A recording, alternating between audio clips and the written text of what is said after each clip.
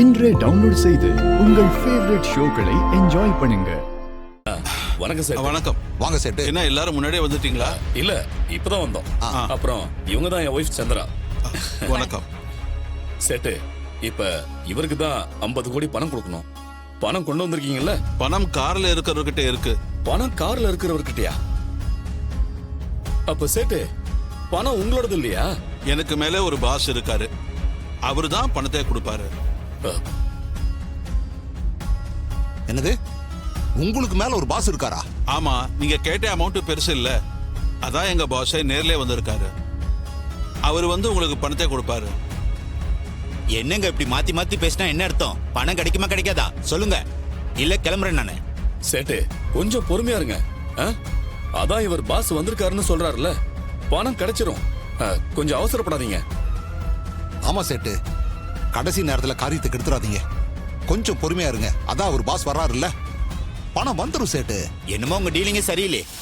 சேட்டு, கொஞ்சம் பொறுமையா இருங்க. அதான் இவர் பாஸ் வந்திருக்காருன்னு சொல்றாருல்ல, பணம் கிடைச்சிரும். கொஞ்சம் அவசரப்படாதீங்க. ஆமா சேட்டு, கடைசி நேரத்துல காரியத்தை கெடுத்துறாதீங்க.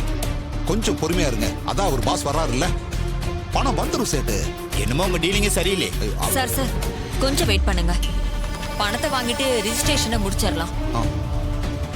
ஆமா, உங்களுக்கு மேல ஒரு பாஸ் இருக்கிறத நீங்க சொல்லவே இல்லையே. ஆமா, அவர் சாதாரண ஆள் கிடையாது. சென்னையிலே ஒரு பெரிய புள்ளி. அவர் நிறைய பிசினஸ் பண்றாரு. அவர் உங்களுக்காக இங்க வரேன்னு ஒத்துக்கிட்டதே பெரிய விஷயம். அது நீங்க செஞ்ச பாக்கியம் தான் சொல்லணும். அவனே, இவன் சொல்றத பார்த்தா வர்றவன் பணத்திலேயே புரள்றவன் போல தெரியுது. பேசாம இந்த ஆள் கிட்ட பணத்தை கேட்டது பதிலாக அந்த ஆள் கிட்டே கேட்டுக்கலாம் பாட்டுருக்கு. அதுக்கு அந்த ஆள நமக்கு தெரியாதே. ஆமாமா, நீ சொல்றது சரிதான். சரி, நான் என் பாஸை அழைச்சிட்டு வரேன். சரி சரி. ஒரு நிமிஷம் ஏங்க, நாம போய் அவர் கார் கதவை திறக்கலாம். அப்பதான் அவருக்கு நம்ம மேல ஒரு நல்ல அபிப்பிராயம் வரும். நீ சொல்றது சரிதான். சரி, வா போலாம். வாங்க. வா சேட்டு.